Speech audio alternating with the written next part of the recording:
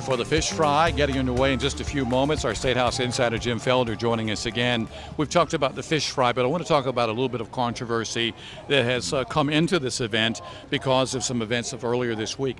Former Vice President Joe Biden caused a stir somewhat by saying he had to work with racist lawmakers in the past, which had Jim Clyburn coming to his defense saying, you know, he supported Biden in those comments because the work had to be done. So is this something that's going to carry over into this event tonight?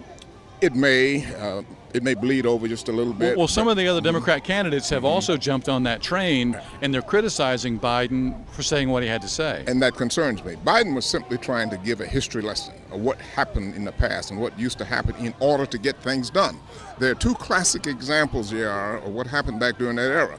One involved Eastland. Eastland was chairman of the Judiciary Committee.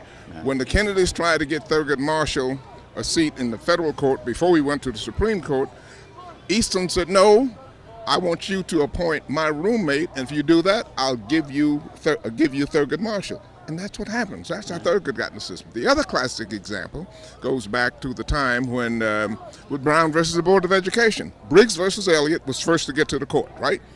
Why wasn't it named Briggs versus Elliott as opposed to Brown versus the board? You had Southerners on the Supreme Court. They didn't want a Southern case being the top case.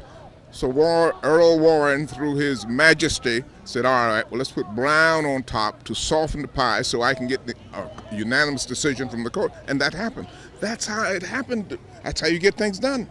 The sponsor of this event, I say the sponsor, the event that bears this man's name, Jim Clyburn, coming under fire for defending Joe Biden, coming under fire by Bakari Sellers, a former lawmaker in South Carolina who many believe will be running for the 6th District when Clyburn decides to call it quits. So now basically Bakari Sellers is blasting Jim Clyburn, saying that he is supporting Biden, even though he said he would stay neutral in the race for president. Do you see his defense of Joe Biden as supporting him in his bid for the White House? I see it as Jim trying to air out what happened with Joe Biden. And I think Jim supports Biden, but at the appropriate time he will say that. Now, he can't avoid Biden. Biden is all over the place.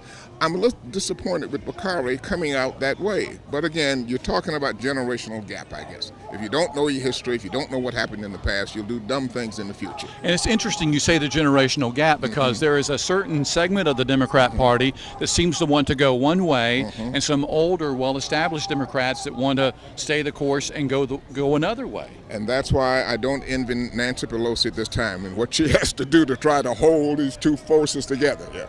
All right, Jim Felder, thank you for your insight on this topic. You're welcome.